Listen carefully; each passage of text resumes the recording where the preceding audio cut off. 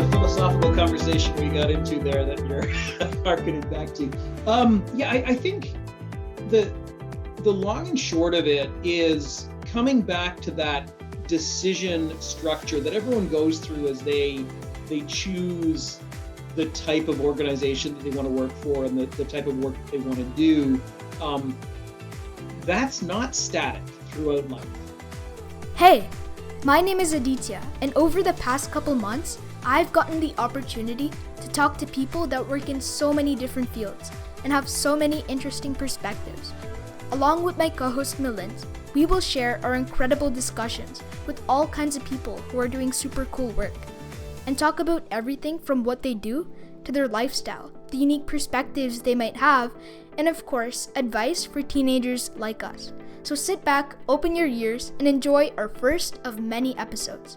Today, we're proud to have our very first guest, and I am super excited to introduce Stephen Woods. He's the current CTO at Benevity, a business designed to improve workplace giving and volunteering to bring out employees' true passions and causes they care about. Before, he was the CTO at both Nudge.ai and Eloqua, a frequent speaker, and a published author of the book Digital Body Language. Now, I personally got in touch with him at a software as a service or SaaS conference back in November and have ever since wanted to get him on the podcast because of how genuine, wise, and approachable he's been to me ever since I've met him. So, Stephen, welcome to the podcast. Thanks for having me. Way too kind. It's great to be here with you both. Thank you very much. We wanted to jump right in a little bit to some of the questions that go over maybe your current work at Benevity. So we know that as your role, your responsibility is the Chief Technology Officer or CTO, which you've done with this company and a few other companies in the past. Could you give us a little overview maybe of, when you wake up in the morning on a work day, what exactly are some of the things that you're working on these days? Sure. So I think the role is an interesting one as CTO because obviously there's technology in the title, so it has a lot to do with technology. But my day-to-day is not as a technologist. I don't write code. I will sometimes get involved in conversations around architecture and the like, but I'm far from the smartest guy in the room when it comes to any of those pieces. Really, there's two parts of the role. One is coordinating with the rest of the business on what technology is capable of doing. We've built software, it does things, some it does well, some it does less well. We have a team of people that are building it and making it better. That takes time. And with any of those, there's so much nuance under the hood in terms of, can we fix this? Can we change this? Can we add that? Is this possible? Is that possible? There's an element of my role that is a translator. We can do this. We can't do that. This is possible, but it's going to be hard. This we can do. And it's back and forth between the technology team and the rest of the business, and also the rest of the business and the technology team. Hey, people are asking for this. If we look at what we've got, can we do this, this, and that? Would that solve the problems that the world is bringing to us? So there's a role that's translator and coordinator of what's possible with technology. The other piece really is people. It's understanding on my team how to set things up so that everyone is most motivated to bring their best selves to work and put their heart and soul into what they're doing. You probably all had that. There's some projects where you just have to slog through and get it done, and you don't feel like it and you procrastinate. And there's some projects where you're like, I'm in. I'm putting my heart and soul into this, and I'm going to do 100 times the effort required because it's enjoyable. The closer that I can get the team to the latter, the better everyone does. They're smart folks. They know what they're doing. If I can make sure that they're motivated, then success will happen. And I think about that in terms of there's really sort of three parts to it: autonomy, mastery, and purpose. can they, autonomy, can they do what they know needs to be done without too much bureaucracy and red tape getting in the way? Mastery, are they developing their own craft? Are they getting better at stuff? Are they having those moments of, oh, wow, I understand something today that I didn't understand yesterday. I accomplished something I didn't think I could do. Mastery. And then purpose, are they putting their effort into something that they actually care about? Do they want to get it done? And if I can make sure that everything around the team helps them with autonomy, mastery, and purpose, then they're going to bring their best selves. They're going to work hard. I can help coordinate and make sure that the ship's going in the right direction. And the smart people on the team will do amazing things. So what is the major reason why businesses are transitioning to give back to the community? That's a great question. We are definitely in a very interesting time. If you zoom out at sort of, the decade-long level, if you go back a number of decades, businesses were fairly purely capitalistic. They were there to generate value for shareholders as measured in economics. Put money in, does money come out? That's a good business if yes, and a bad business if no. And society has changed a lot over the past number of decades. And this is a major change it's continuing.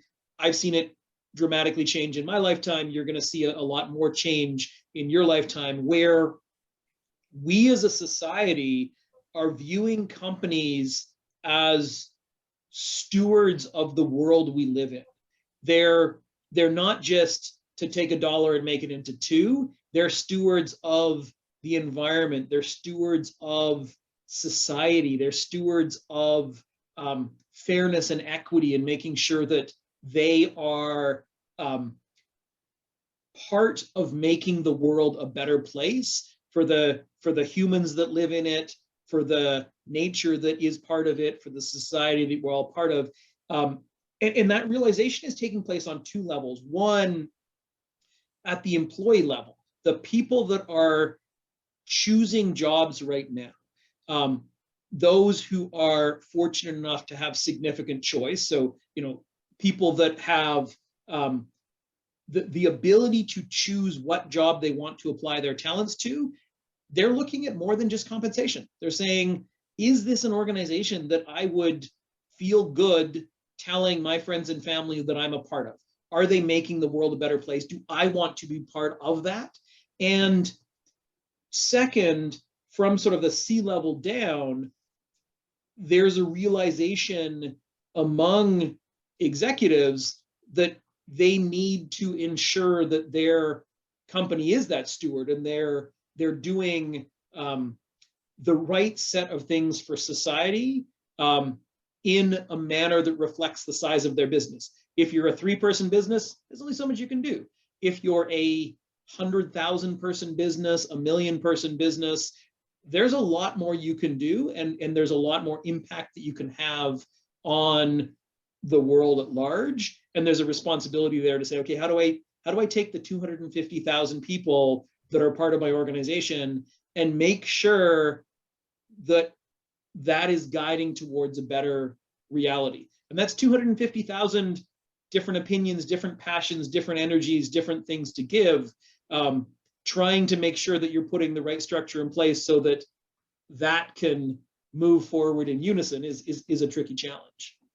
Yeah, for sure. And I think that's, a great point you mentioned about, this shift that's happening between businesses of how they worked in the past to how they're working now and how they likely will work in the future. But to talk a little bit more about, yourself and your journey and I guess your experience with Benevity. We know you've been working here for a little under 2 years at this point. And I remember in a previous meeting you talking about how one's priorities for themselves can often change a lot depending on the stages of life that they are in and different things that are going on. So we want to know a little bit about, maybe for yourself, what were some of the reasons that you decided to make this switch and now work with Benevity? Yeah, that was a philosophical conversation we got into there that you're harkening back to. Yeah, I think the the long and short of it is coming back to that decision structure that everyone goes through as they choose the type of organization that they want to work for and the type of work that they want to do.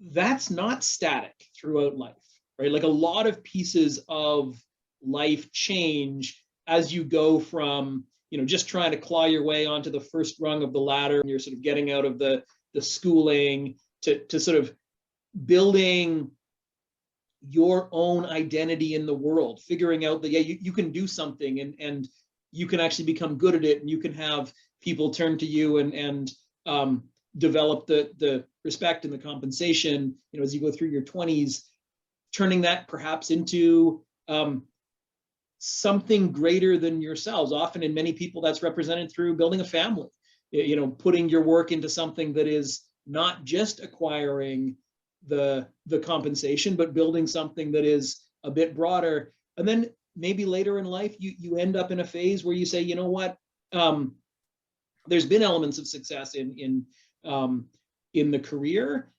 Now, what do I want to put my energies into? And there have always been those levers of the things that matter, compensation and title and the obvious things that you start off with.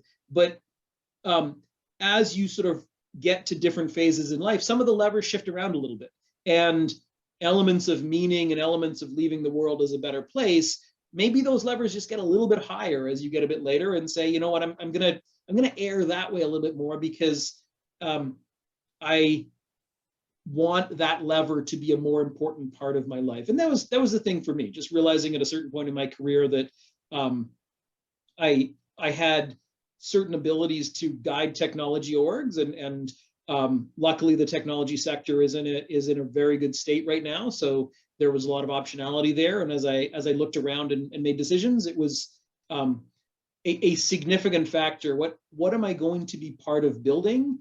And do I want society to have that built? And in this case, looking at Benevity and looking at the ability to really harness the energies of literally millions of people, the workforces of many, many, many companies, many of which are hundreds of thousands of people strong, to harness the energy of millions of people and say, okay, maybe every person is not necessarily 100% dedicated to the thing they're passionate about, but they're a bit dedicated to it. And they're putting a bit of time and a bit of money and a bit of skills and a bit of energy towards making that one thing better. And if we can do that across 1 million people, it's hard not to see a scenario where the world doesn't get a little bit better. And I want to be part of that. Yeah, for sure. And then to kind of look at that aspect where you talk about these changing priorities and just helping the world become a better place overall, if you look at maybe throughout your life, if you could flash back to maybe when you were our age and that kind of high school phase and looking at maybe some things that you wanted to do, and I guess in terms of overall looking at what a successful life maybe looked like for yourself, what sort of things maybe did you envision for your life as maybe a teenager, and what it means to be successful, and have these definitions changed throughout your life as well? They definitely change. They definitely change a lot. Expect that, anticipate that. How you feel about the world at one age is going to be different a decade or 2 decades from then. I think the only thing that is constant is do something hard. Figure out what you want to put your energies to that is interesting and hard. And I don't necessarily even lean towards a lens of always saying that it should be incredibly altruistic from day one. That may not even make a lot of sense for someone who is just going through the early parts of their career, because anything that is worth doing in the world to make the world a better place is probably hard.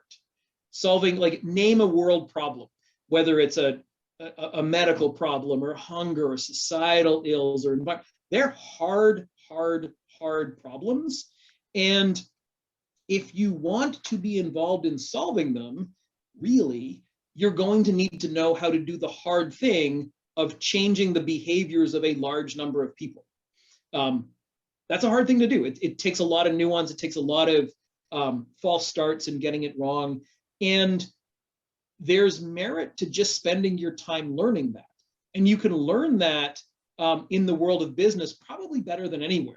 Because if you think about what business is, whether you're in software, whether you're in engineering or manufacturing, as you progress, what you're doing is changing the world. You're trying to lead people or lead technology to make something that wasn't into something that is.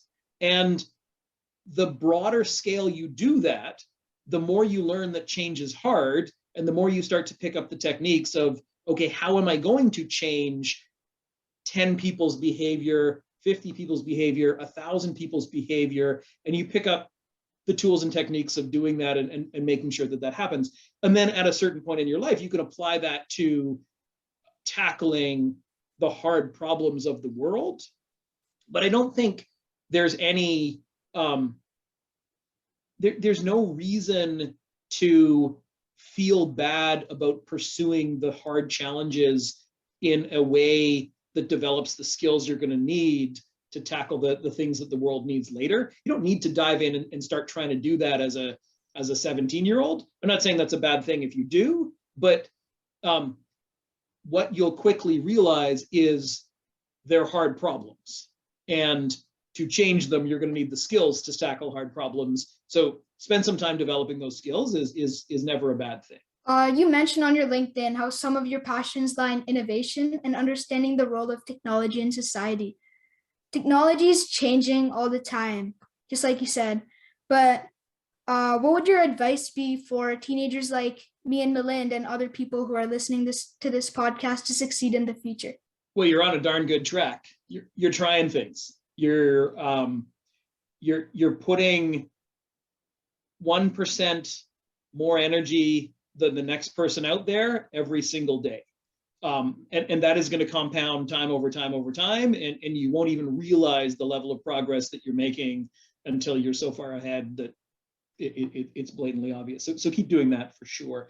I would say learn the technology, but take everything that you do with technology far further than the prototype, because that's where the learnings actually come, right? Like if you look at machine learning, right? You're diving in there. There's an element of skill that you develop if you take a nice clean data set and apply an algorithm, get some answer. Right? Like you learn. There's stuff there. There's an interesting thing there. But there's a much broader thing that you learn if you take the prototypes further and you say, okay, I've got the technology bit, the data, the algorithm, the answer. Now I'm going to change a human. Now I'm going to, maybe to take the example a little bit further than it necessarily ought to go, but you've got an algorithm to recognize cats. Great. You've trained it on a data set, you can do that. Well, now I'm going to try and bring a smile to a person's face by recognizing memories that they care about. Wow, that problem got harder. That problem got orders of magnitude harder. And it's not a technology problem anymore. It's this whole layer of nuance of, oh, wow, suddenly the technology is a wrench and that's it. And I've got to solve this crazy hard problem of, well, what is a memory and what is happiness and how do I get this data in and how do I deal with it? So if you take your prototypes further than the prototype, you enter this zone of learning so much more about how to actually use technology to solve real problems, because you get into that messy, ambiguous using technology to do a thing as opposed to using technology to do a technology. And I'd say that just keep pushing harder at the prototypes and take them further and further, and embrace the the very non-binary learning that comes out of that, right? Like technology either works or doesn't work, but if you try and bring a smile to a person's face by showing them a memory, I don't know, were you right? Were you wrong? You won't know. It's a very non-binary learning, but that's so valuable to be able to embrace that and get value out of that experience. For sure. And we know you talk a lot about how technology is evolving, how it will continue to evolve in the future. And just as kind of a final question before we sign off here is that, you know, so many young people in our positions with the vast amount of opportunity that there is in the world, it can almost feel like people are in sort of a rush to figure out what they want to do for the next few years or even for the rest of their lives, you know, being in high school, transitioning to university, post-secondary, and eventually into the workforce. So maybe what would be your perspective, I guess, or advice to teens that are still, you know, trying to figure out what it is that they like, what it is that they don't like, what it is that they want to do with the next few years of their life? And maybe if it isn't specifically towards, you know, that aspect, what could be some important mindsets, opinions, skill sets to develop to be able to make these decisions?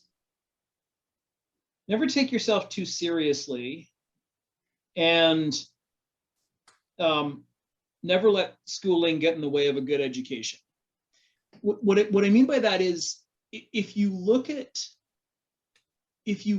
the successes that have happened historically, there are so many interesting factors there. There's a lot of luck and timing. There's a lot of randomness. There's a lot of serendipity.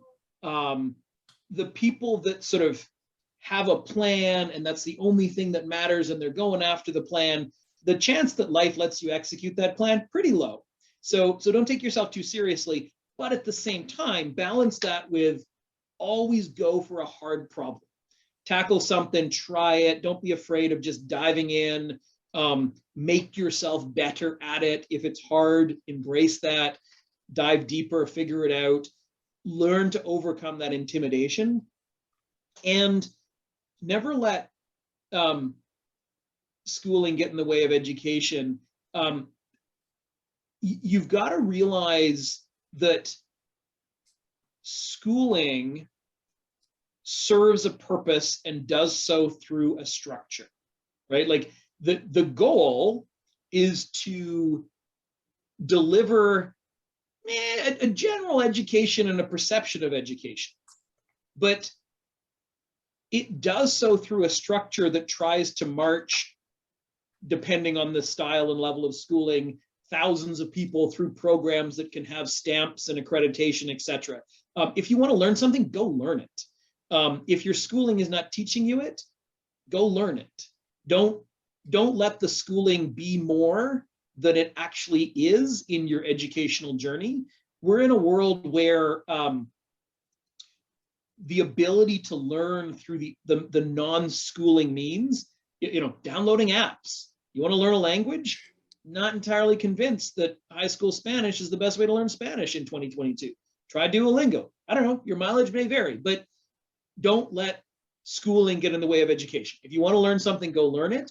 Appreciate the role of schooling in terms of standardization, in terms of accreditation, in terms of pushing you when you get lazy, because we all get lazy and tend to procrastinate things, but understand what each tool is there for. You need to get an education. There is also schooling. Don't necessarily see those as overlapping in a way that causes you to lose autonomy in terms of your own direction. Yeah, for sure. And +1 on the Duolingo recommendation. I've just started, you know, a couple courses a few weeks ago trying to learn Hindi for myself, you know, my parents being of an Indian background, especially talking to relatives. So, you know, +1 on some of those. That's a great point in terms of, you know, not letting schooling get in the way of your education and trying to have that curiosity to figure out and that motivation to figure out if there are things that you want to do, finding other methods to also, you know, gain those skills and that knowledge. And I mean, to turn it around, right? Like what you are doing through this program of you want to go figure something out, go ask people, right? Like go up to them, say hello, introduce yourself, ask them, what's the worst case? They say no, like, move on. Doesn't matter. Humans are generally helpful. They're often a bit busy. They sometimes know less than you might think that they know, et cetera, et cetera. But like, don't be shy about raising your hand and asking for the thing that you want, because the world is generally fairly willing to embrace that. Yeah, for sure. And it makes me think a lot about, it was just by, walking up to you during a conversation at a conference that, we were able to develop a lot more of this like closer connection of having met and then now having gotten you on this podcast as well. So just the importance of, taking that shot and understanding that even if people do say no, you're not really in any different of a position than you were before you asked the question. You probably still didn't know them before, and maybe you still didn't know them now. And it's, it's through asking these people that we were able to get all these wonderful insights, wisdom, and thoughts from all of you. So we wanted to thank you so much for being the very first guest on our podcast. We had such a great time talking to you, learning about your career, your work with Benevity, and some of the great life advice and wisdom that you were able to share. My pleasure. Thanks for having me. All right. Now, I'm sure that you can agree with me on this, but there were a lot of very valuable insights and knowledge bombs that Steven dropped on us in the past 20 minutes, half an hour. And so I wanted to do this little recap here just to talk a few minutes about, what was each of our maybe favorite point of discussion for this podcast. So Aditya, I'll turn it over to you first. Was there one, main takeaway, main favorite point that you had? Yeah, sure. I loved how he talked about how companies are no longer focusing on just making money, but they're also trying to become stewards of society.